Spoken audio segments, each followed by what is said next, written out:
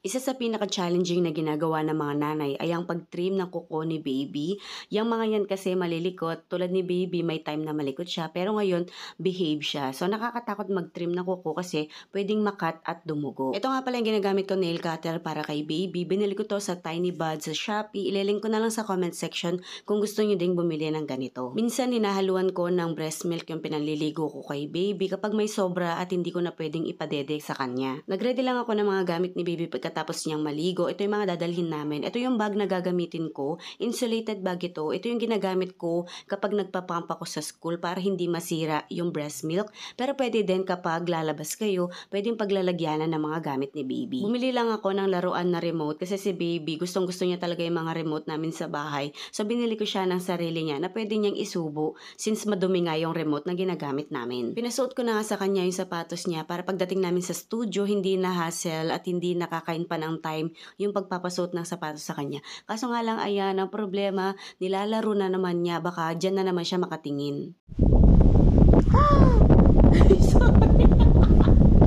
Kapag may pupuntahan kami o lalabas kami ng bahay, ang ginagawa ko, pinapahawak ko muna sa mga parents ko si baby para nga mabilis kami makagalaw ni mister. So ito yung ginawa nila para malibang siya since excited na nga siya at tingin daw siya ng tingin sa motor. Nakakaupo na nga pala si baby mag-isa kaya yan, inupo na lang nila dyan mag-isa para ma-enjoy daw niya. Kaso nga lang tinanggal na nila yung sapatos dahil nga kinakalikot niya, tinatanggal niya. Pero gustong gusto naman niyang laruin. Pinagsando ko lang muna si baby kasi nga mainit para ipapatong na lang namin yung costume niya mamaya pagdating namin sa studio. Maaga yung schedule namin ngayon ng photoshoot ni baby. 7 months na siya at syempre yakma namin yung photoshoot niya sa panahon ngayon. Sobrang init, diba? Summer na summer kaya ayun yung napili kong photoshoot niya ngayon. Sa totoo lang matagal ko ng pangarap itong team na ito na photoshoot para sa kanya. Kaso nga lang yung nabili kong damit para sa kanya pang 1-year-old, ang laki, hindi ko siya mapasuot sa kanya kasi ang pangit niyang tignan. 3 months si baby noon, nung gustong gusto ko siyang ipa-photoshoot na summer type or Hawaiian na ganyan.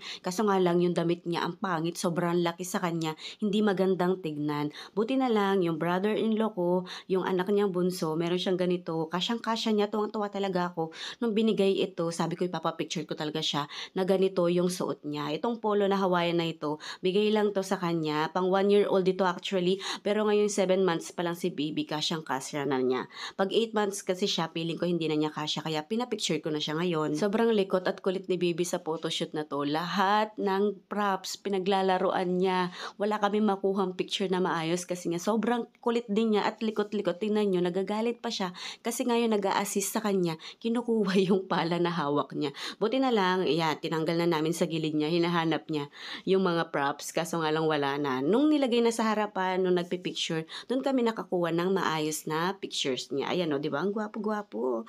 Cute! Sobrang cute talaga ng picture na to. Tuwang-tuwa talaga ako dito.